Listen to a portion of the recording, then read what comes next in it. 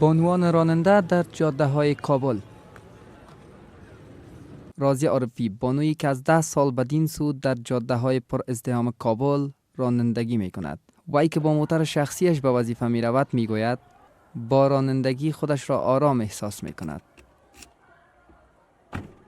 هرچند رانندگی بانوان در جامعه سنتی افغانستان عام نیست، ولی تنها بانو رازیان نیست که این کار را می کند.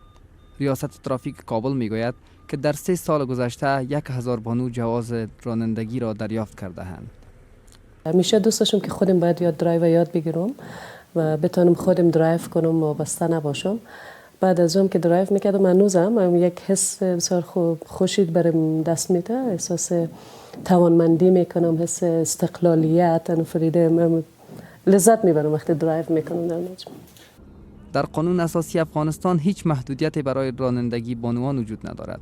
اما آیا رانندگی برای بانوان در افغانستان کار ساده است؟ جرأت ضرورت داره.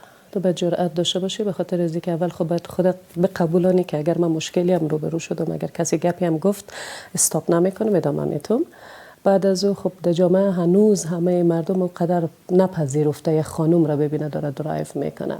من فکر میکنم اونمو اعتماد به نفس و جرأت یک خانم خیلی مهم هست و خانم حالی در او حد رسیدن میبینین که تعداد زیادی حالی شروع کردن و درایو میکنن، به راحتی و به کار خود، به کارهای روزمره خود میپردازن. در حال حاضر در افغانستان کورس های زیادی وجود دارند که برای بانوان رانندگی را آموزش میدهند. ریاست ترافیک کابل میگوید که علاقمندی بانوان برای فراگیری کورس ها جهت دریافت جواز رانندگی افزایش یافته است. در طول سال 1397 به تعداد 483 جواز رانندگی به طبقه اون توزیع کردیم. خوشبختانه که در 2 ماه اول سال 1398 به تعداد 90 نفر ما جواز رانندگی برشون توزیع کردیم که روز به روز به افزایش است.